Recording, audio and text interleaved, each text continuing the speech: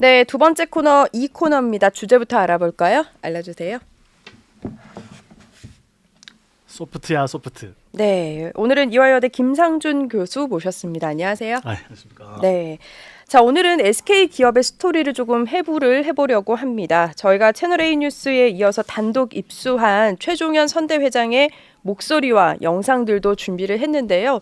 특히 요즘 이 대대외적으로 힘든 세상인데 이 선대 회장 그리고 어르신들의 이 해안을 토대로 지금의 문제점을 어떻게 해결할 수 있는지 그 지혜도 한번 배워보려고 합니다. 교수님, 오늘 크게 여러 주제를 나눠서 이야기를 해볼까 해요. 네. 먼저 SK 최종현 선대 회장이죠. 근데 이게 좀 놀라운 사실이 사우디 왕실과 인연이 있었더라고요. 네. 그 역사는 되게 오래 전부터 거슬러 봐야 될 것 같습니다. 그래요? 네, 최종 회장님이 이제 회장님 되시기 전에 네. 그 형님이신 최종곤 회장님이셨는데요. 네. 그때 이제 직물 이제 판매라는 그런 이제 네. 업무 비즈니스 하고 계셨습니다. 네. 근데 그때 이제 직물 업무를 하시면서 석유가 정말 중요한 자원이구나라는 생각하셨고, 그래서 오래 전부터 석유를 우리가 이제 수급할 수 네. 있는 공급할 수 있는 네. 그런 어떤 체제를 만들자라고 이제 약속하셨고, 그걸 위해서 처음 이제 시도했던 것이 일본의 어떤 기업과 함께 네. 정유회사를 이제 합작 회사로 만들려고 하는 시도가 있었는데요. 그 과정에서 이제 석유를 이제 공급해주는 네. 사우디아라비아의 베드라위라는 네. 분이 계셨는데 그분과 이제 인연을 맺게 되었습니다. 네. 근데 이제 그 합작 회사를 이제 진행하는 과정에서 중동전 그리고 네. 석유 파동이 일어나면서 이 계획이 무산이 되고 없던 것이 되었고요. 네. 근데 이제 회장님께서는 최종희 회장님께서는 근데 여전히 석유에 대한 어떤 갈망이 있었기 때문에 이 베드라위에 대한 인연을 네. 굉장히 오랫동안 장기적으로 이제 구축하는 그런 인연이 있었습니다. 그래서 굉장히 자주 사우디아라비아를 가서 인사하고 했는데 마침 그 베드라위라는 분이 왕비의 조카분이었습니다. 또 그래서- 그렇게 절묘하게 맞아 떨어졌네요. 네, 그래서 네. 왕족의 여러 이제 주요 인사들을 사우디아라비아 가서 만나고 인연을 맺는 그런 이제 계기가 있어서 네. 굉장히 깊은 연이 오랫동안 있었던 걸로 제가 알고 있습니다. 이 석유의 중요도를 생각했다고 말씀을 주셨는데 그러면 앞서 말씀드린 최종현 회장의 목소리를 듣고 조금 더 이야기를 나눠보도록 하겠습니다. 좋습니다. 그때도 모자라서 사우디아라비아에 가서 우리가 얘기를 해서 그때 그 풀어진 적도 있다고 그래서 그때 박 대통령 시절에 굉장히 국가에 고마운 그 저기를 했다고 그래서 내가 개인적으로 칭찬도 박 대통령.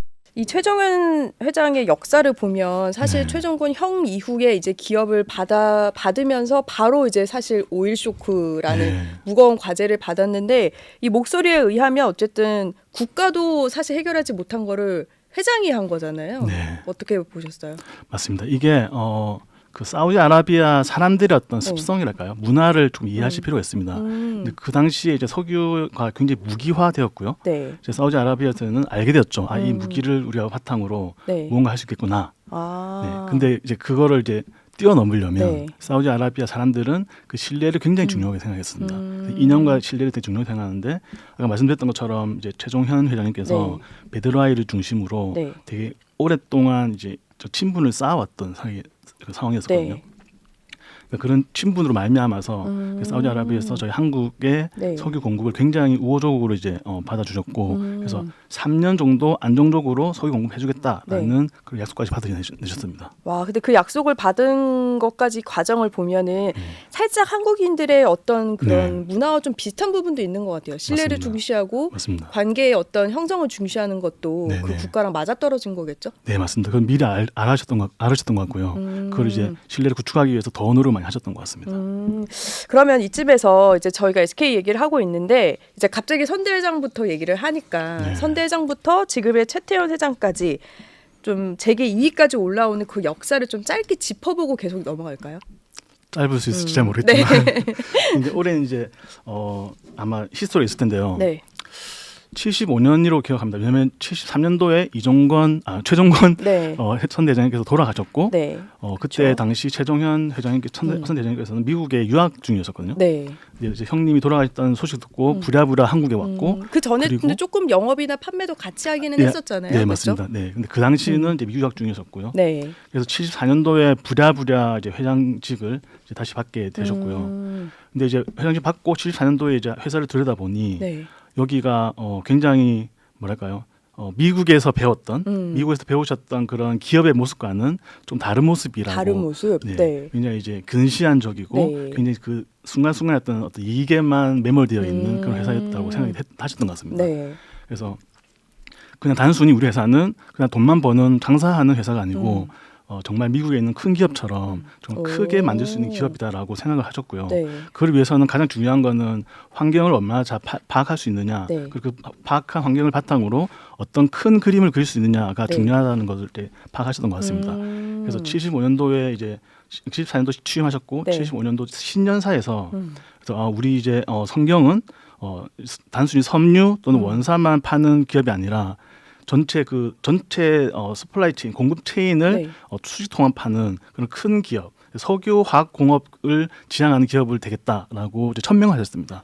그 시대에 사실 쉽지 않죠. 그쵸. 가치 네. 판단일 것 같아요. 네, 그 미래도 쉽지 않고 아시겠지만 석유가 우리나라에 없지 않습니까? 그쵸. 근데 석유 화학 공업을 하겠다라고 한다는 것은 사실은 그 당시에서는 정말 터무니없는 얘기일 수 있습니다. 비현실적으로 들릴 수도 있을 것 같고요. 네네, 그쵸? 맞습니다. 네. 근데 이제 그때 이제 사실은 그게 뭐 완전 터무니없는 건 아니고요. 오랜 기간 동안에 그런 정유 사업에 대한 열망이 있으셨고 그게 뭐 석유 파동이나 여러 환경의 어떤 문제로 인해서 제약으로 인해서 이제 실패했던 네. 거기 때문에 이제 그걸 어떻게 해서든 이뤄내겠다라는 그런 어떤 고집과 아집이 있었던 것 같습니다. 근데 그게 이제 네. 계속 진행이 됐었고요.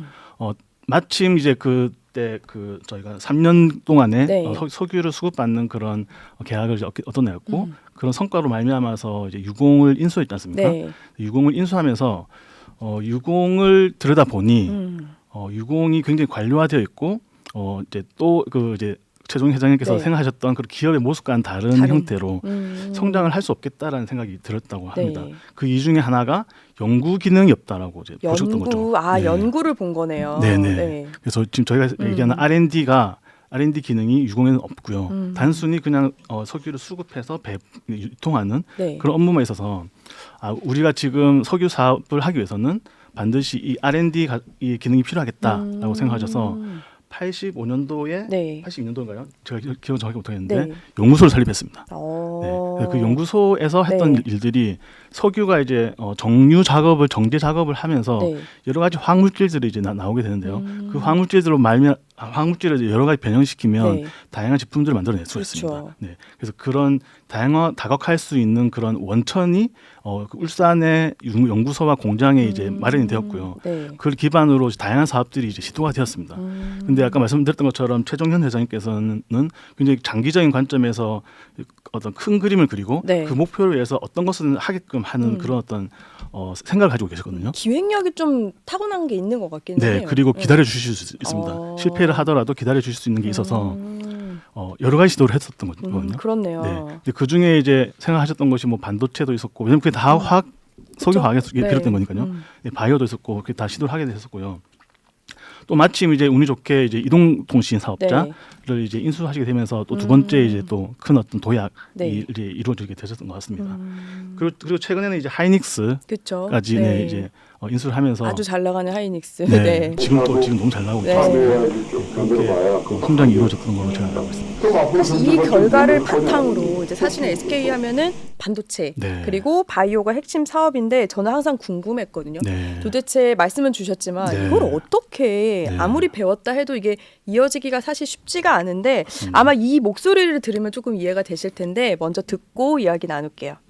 하드웨어를 쭉 만들어봐야 그것도 한계가 다 그럼 앞으로 경제발전 뭘 할 거냐 아니에요. 소프트웨어에서.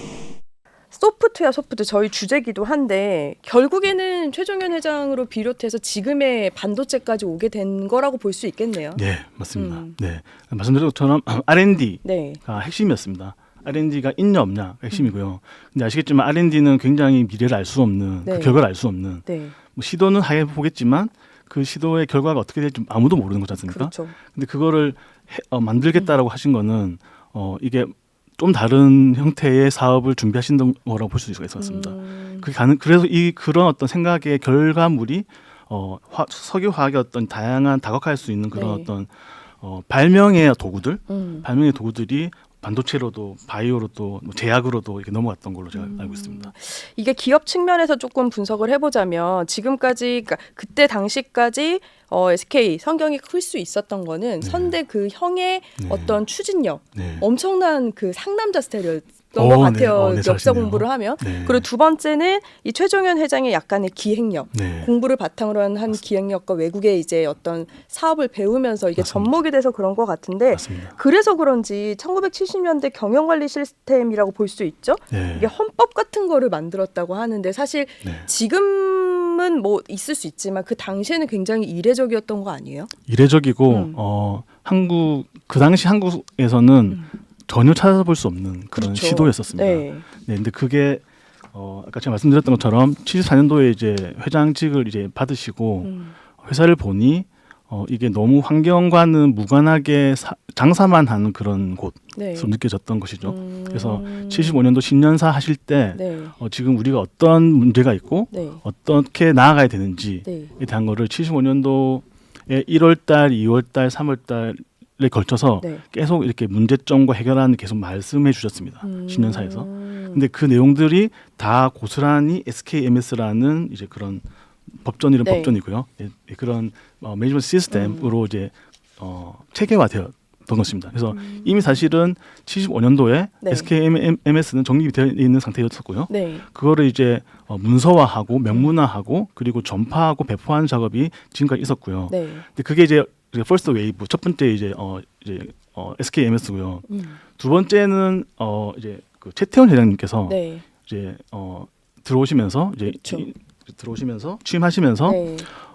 지금 보니 모든 의사결정이 한 사람 또는 소수에 의해서 이루어지는 독재 체제인 것 같다. 네. 그래서 우리 기업은 단순히 어떤 특정한 소수를 위한 기업이 아니고 우리 회사에 관련되어 있는 다양한 사람들이 모두 다 행복할 수 있는 그런 회사가 됐으면 좋겠다라고 네. 생각이 이제 주입이 되셔서 SKMS가 원래는 환경 변화에 자기의 능력을 더 발휘해서 네. 굉장히 이제 효과적으로 환경 변화에 적응할 수 있는 그런 기업의 모습을 만드는 것을 네.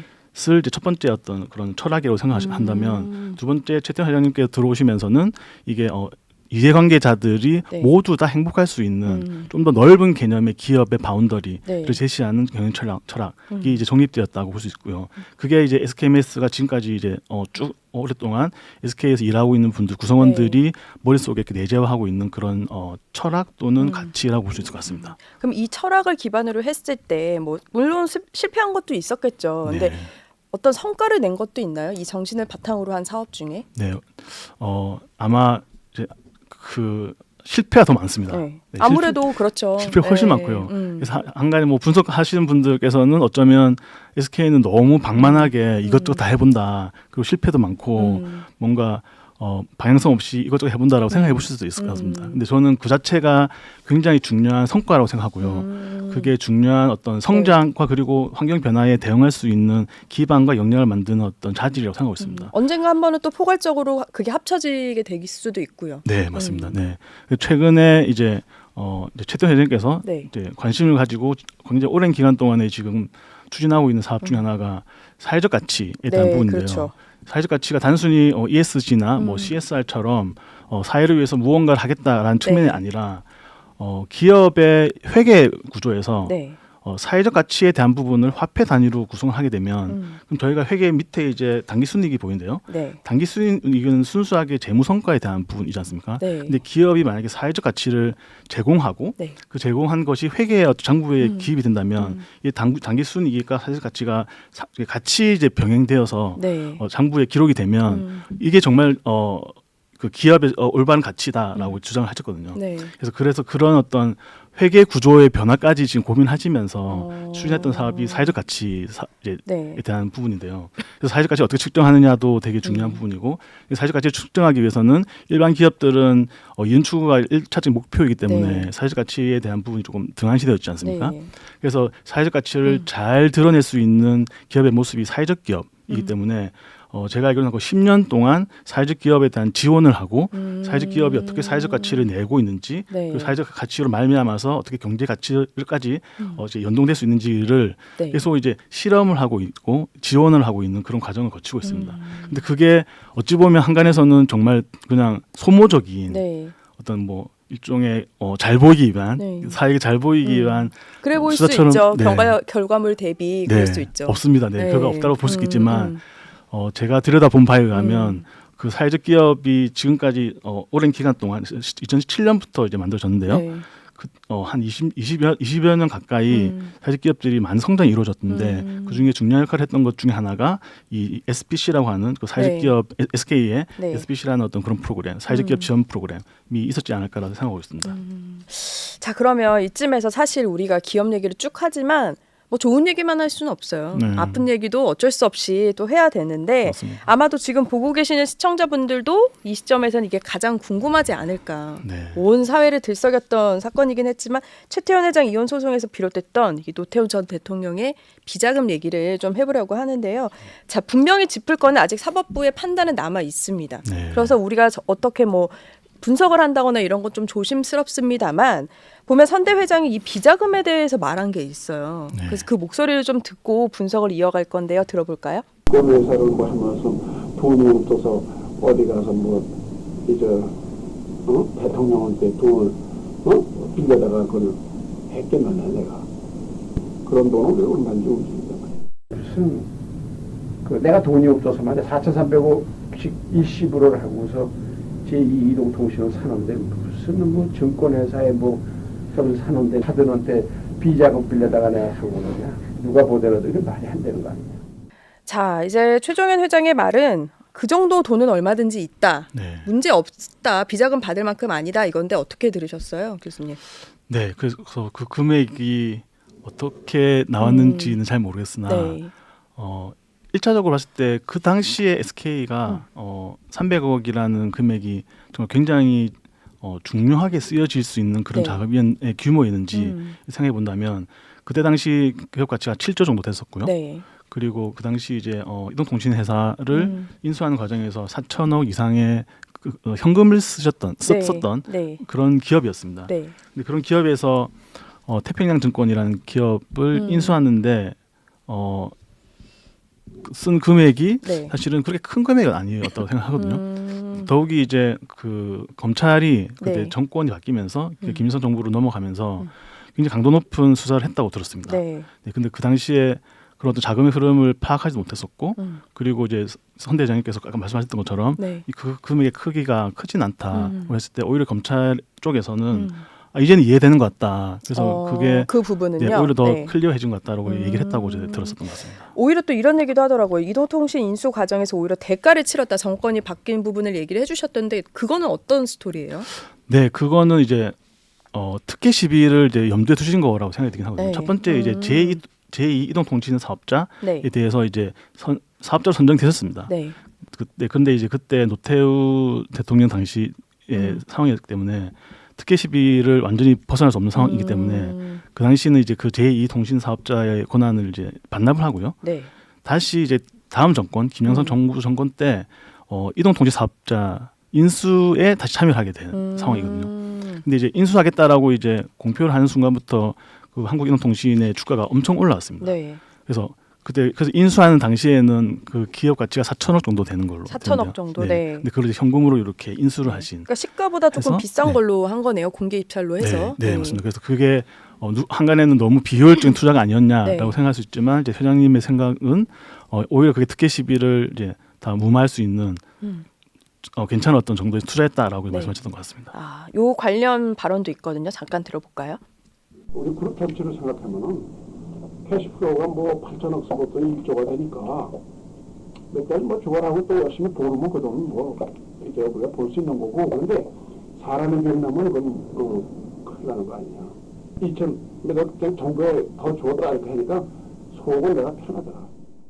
네, 자 사법부의 어떤 판단이 내려질지 기다려 보도록 하겠습니다. 사실 교수님, 지금 시대는 그 당시 우리가 역사를 얘기하고 있지만 그때도 힘들었고 지금도 힘들어요. 사실 경제는 네. 안 힘들었을 때가 없는 것 같아요. 그 시대마다. 그래서 맞습니다. 기업도 그 개인도 사실은 이제는 좀 더 변화해야 되는 전환점이 되는 시점이라는 생각도 저는 좀 들거든요. 맞습니다. 네. 그래서 이 최 회장의 말에서 이렇게 저도 공부를 하다 보니까 아 이거는 지금도 좀 도움이 되겠는데? 라는 그런 게 있었거든요. 네. 어떤 부분이 있었죠? 그러니까 그 진짜 변해라 이런 말이 전 좀 많이 와닿았는데 그게 어떤 의미로 해석이 될까요? 네.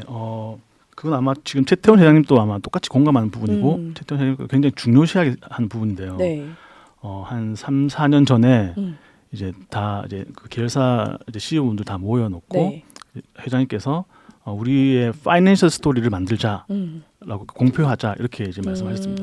근데 그 파이낸셜 스토리가 뭐냐 했을 네. 때는 이제 기업들도 투자를 받지 않습니까? 그렇죠. 그럼 투자를 받을 때 투자를 받기 위해서 이 기업이 어떻게 성장하고 네. 앞으로 나아갈 것인지에 대한 스토리텔링을 하는데 네. 그 스토리텔링을 조금 더 어떤 특정한 방향성을 가지고 하자라고 이제 하고 그 명명하신 게 파이낸셜 스토리인데요. 파이낸셜 스토리의 핵심은 두 가지입니다. 하나는 딥 체인지. 네. 그래서 그 뼛속까지 다 바꾸는 딥 겁니다. 체인지. 네, 그래서 그냥 단순히 어. 특정한 어떤 영역만 기능만 네. 이제 바꾸는 것이 아니라 조직 전체의 체질을 다 바꾸는 게 파이낸셜 스토리에 들어가야 된다. 아, 그 정신이 그대로 온 거네요. 맞습니다. 잠깐 그 말씀을 읽어드리면 이름만 바꾸지 말고 내용도 바꿔라 이 말 아니야. 가짜 이미지는 오래 못 간다. 기업 네. 이미지와 문화 진짜로 전환하라는 주문. 맞습니다. 네, 그게 네. 근데 지금까지 이어졌네요. 이어진 맥락은. 겁니다. 네, 계속된 걸 볼 수 있습니다. 네. 두 두 번째 네, 말씀드릴까요? 네. 두 번째 이제 요소는 네. 게임 체인저입니다. 게임 체인저요. 네, 그래서 만약에 딥 체인지 하게 되면 네, 뭔가 새로운 어떤 시장이나 네. 새로운 모습이 되어 있지 않습니까? 그렇죠. 근데 그게 단순히 어떤 레니게이드처럼 이방인처럼 네. 주변에서만 이렇게 겉도는 것이 아니라 음, 그 자신을 중심으로 새로운 시장이 만들어지고 네. 새로운 게임이 만들어지는 형태의 어떤 혁신이 이루어져야 되고 그게 이제 투자자들에게 또는 주주들에게 전달돼야 된다라고 하는 게 파이낸셜 스토리의 핵심입니다. 이게 그런 정신들을 좀 듣다 보니까 얼마 전에 이제 기사들도 많이 나왔는데 30년 만에 D램 부문에서 이제 하이닉스가 네. 삼성을 제쳤잖아요. 맞습니다. 그러니까 네. 말씀하신 대로 뭐 일각에서는 너무 다 분산한다 하지만 결국 이게 또 합쳐진 네. 이 인고 끝에 나온 결론이 아닌가라는 맞습니다. 생각도 드는데 네. 사실 지금 정치적 경제적으로 우리나라의 대내적으로 참 힘든데 네. 불확실성도 많고요. 네네. 그래서 최종현 선대회장의 조언을 이 시대에도 한번 들어보면 좋을 것 같아서 제가 한번 뽑아봤거든요. 네. 한번 듣고 이야기 나눠보겠습니다. 기업 경영인은 가장 실질적인 걸 앞을 내다보고서 이럴 것이다 해가지고 쳐야 되니까 지금 정치 불안 요소 때문에 괜히 우리가 들뜰 필요는 없다. 자, 저는 좀 눈여겨봤던 게 정치 불안 요소 때문에 괜히 우리가 들뜰 필요는 없다인데 정치 경제는 언제나 시끄럽고 언제나 왔다 갔다 하는데 맞습니다. 이게 이 부분에서 우리가 배울 게 있을 것 같은데 어떤 네. 부분일까요? 네, 그 경영학에서 가장 성과를 높이기 위해서 할 수 있는 경영 기법 중에 하나가 이제 MBO라는 하는 게 있습니다. Management by Objective라고 해서 목표 관리인데요. 네. 근데 이때 목표 관리는 이제 보통 이제 기업에서 하는 목표 관리는 1년에 무슨 일을 할지 목표를 정하고 네. 그리고 이제 목표를 달성했는지 아닌지 이제 체크한 다음에 달성했으면 좀 더 높은 목표를 제시하는 네. 형태의 이제 관리 기법이 MBO입니다. 근데 이제 SK에서 최종 회장님께서 생각하고 있는 MBO는 네. 그 목표가 움직이고 있다는 겁니다. 네. 움직인다는 얘기는 환경이 변하니까 목표가 움직일 수밖에 없는 거죠. 그렇죠. 그러면 그 움직이는 그 목표를 내가 따라잡기 위해서는 네. 달성하기 위해서는 내가 그보다 더 빨리 더 많이 더 능력 있게 뭔가 준비를 해야 된다는 거라고 생각하실 수 있을 것 같습니다. 네, 그래서 SK에서 뭐 SK 정신이 뭐냐 했을 때 네. 이제 그 PR이나 여러 가지 광고에서 보면 수펙스라는 용어가 나오는데요. 수펙스가 슈퍼 엑셀런트의 준말이고요. 네. 슈퍼 엑셀런트의 의미는 그렇게 무빙 타겟이 있는데 무빙 타겟을 맞추기 위해서 내가 더 역량을 더 발휘를 해야 된다. 네. 그리고 그걸 위해 내가 노력을 해야 되고 기업은 그 역량을 만들어주기 위한 그 기반을 제공해야 된다라는 네. 부분을 지금 담고 있다고 볼 수 있을 것 같습니다.